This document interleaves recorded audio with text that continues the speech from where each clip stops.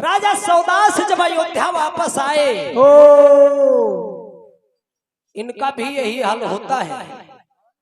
जो मैंने बताया था कि राजा भगीरथ 60,000 साल लगे तब उन्होंने गंगा को लाया मृत्युलोक में।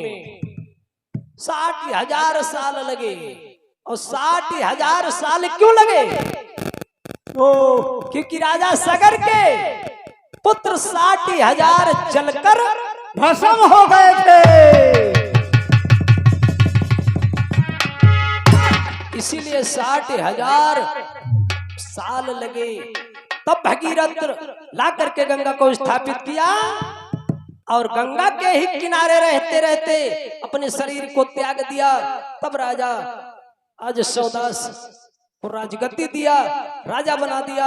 आज जब श्राप लग गया ब्रह्म हत्या का, हिरणी ने श्राप दे दिया, तो आज अयोध्या आए वशिष्ठ जी से कहने लगे, महाराज हमारे तो हत्या लग गई महाराज, और हम क्या उपाय करें? तो वशिष्ठ कहने लगे कि आप एक अश्वमेध यज्ञ करो, और यज्ञ कर जब पूरा हो जाएगा तो तुम्हारी ब्रह्म हत्या खत्म हो जाएगी। आज ये विचार देख करके राजा सारी व्यवस्था करने लगे। व्यवस्था कर करके तैयार हुए, तो ही वो राक्षसी हिरणी आज फिर से आज वशिष्ठ का रूप धर करके आती है कि अगर जो इसमें व्यवधान नहीं डालेंगे तो ब्रह्म हत्या नहीं भोगेगा। राजा सौदास क्या वशिष्ठ का रूप बना करके आज आती है और राजा सौदास से क्या कहती है? एक चौपाई में कहना क्या? हाय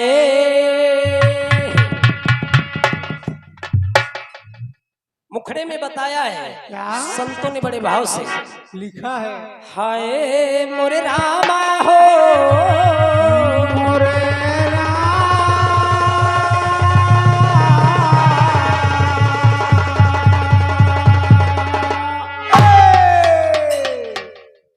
भाग्य से ना बचे हो रामा, अरे भाग्य से ना बची हो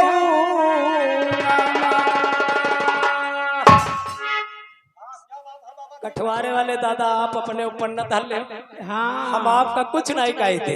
और ये राक्षसी जो आई है वो कह रही है, वो राक्षसी आई तो मन में विचार करके आई है कि सौदास को जब तक ब्रह्म हत्या का भोग भोगना ही पड़ेगा। हाँ, चाहे जैसे ही भोगे। हाँ, आज मन में विचार करके आई है राक्षसी कि भाग्य से न बचे हो रामा, अरे भाग्य से ना बची हो रामा,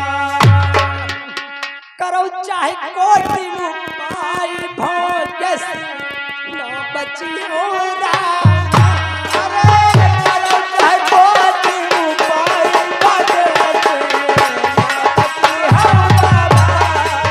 करो चाहे कोटि उपाय भाग्य से न बची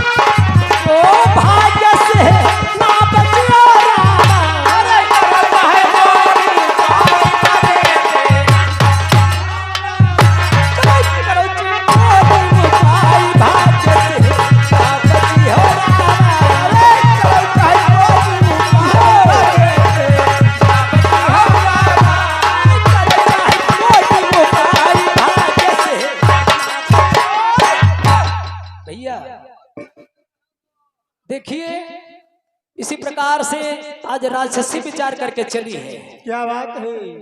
वशिष्ठ और क्या भैया मास्टर जी, गुरु का रूप बना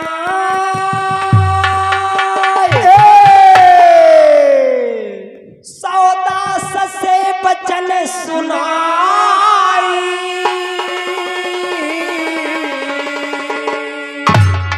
अरे खाओ खाओ मानव का मांस, हार्य सत्य में तुम्हें बता।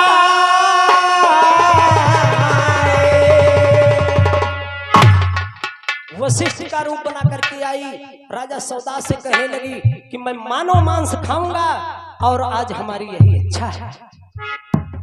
गुरु की बात को राजा न काट सके, मानव मांस मंगा करके और तुरंत वो तैयार किए। भैया रसोई में जाकर के आज वही राक्षसी जनाने भेज रहे, मानव मांस पका कर भैया, मानो मांस पका के भैया, हाय गुरु का रही खबर। और जो ही भोजन की थाली सामने आई तो वशिष्ठ देख करके, असली वशिष्ठ देख करके आज क्रोध में कहने लगे, अरे राजन तो हमें मांस खिला रहा है, और ब्रह्म हत्या का श्राप दिया है, ब्रह्म हत्या का श्राप दिया है। देखो गुरु वशिष्ठ ने इधर से वो राक्षसी ने श्राप दिया और उधर से गुरु वशिष्ठ ने श्राप दे दिया। क्रोध में आकर के और कहने लगे गुरु वशिष्ठ जी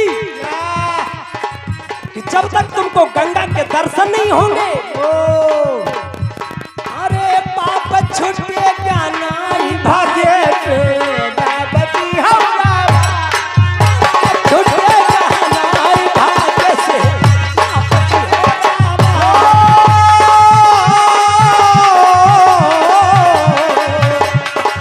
कहना है भैया। क्या कहना है, आराम से। हाय मरलामा, अरे बड़ी सखिया करो चाहे कोटी, तुम उपाय हो तो भाग्य से नाही बची हो, वही हो तो भाग्य से नाही बची हो। मरलामा करो चाहे कोटी,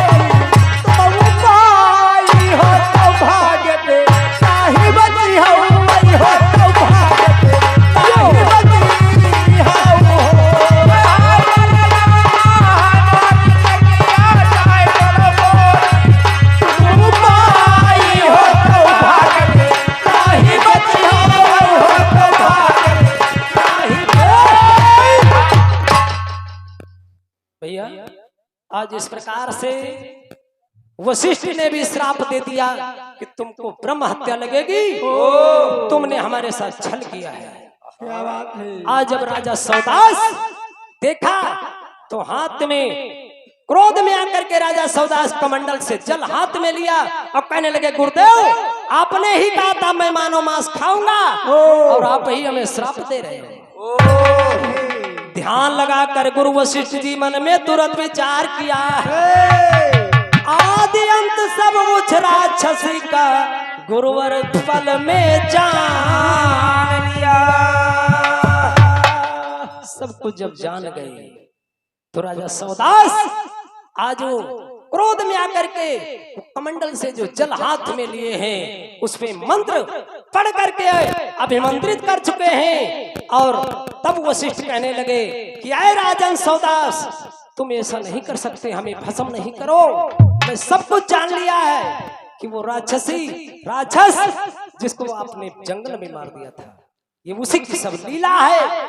और तुम ये जल अगर जो हमारे ऊपर डालोगे तो मैं भस्म हो जाऊंगा। तो अंतिम चौपाई में कहा, हाय भैया अभिमंत्रित जो चले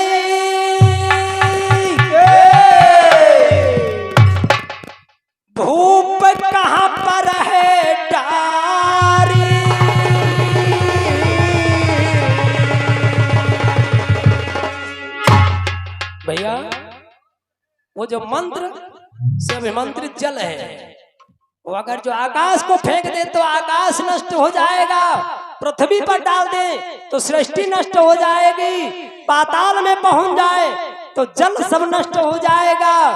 आज राजा सौदास बहुत विचार कर रहे हैं, बड़ा दुखी हैं, तो अंतिम चौपाई में कहा है कहाँ का जलवा जाए सत्य तुम रह न बताई,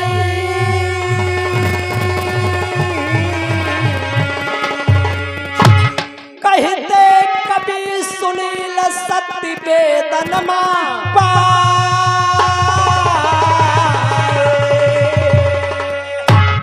राजेंद्र कई लीला भैया हारे कहाँ लग गरीब भैया, राजेंद्र कई लीला भक्तों कहाँ लग गरीब भैया। और ये श्रोतागण जो हमारे हैं ये सब बड़े प्रेमी हैं, और क्या कहा है और जितने साथी यहाँ पर बैठे, जितने साथी यहाँ पर बैठे, ओ मोरे राधा भैया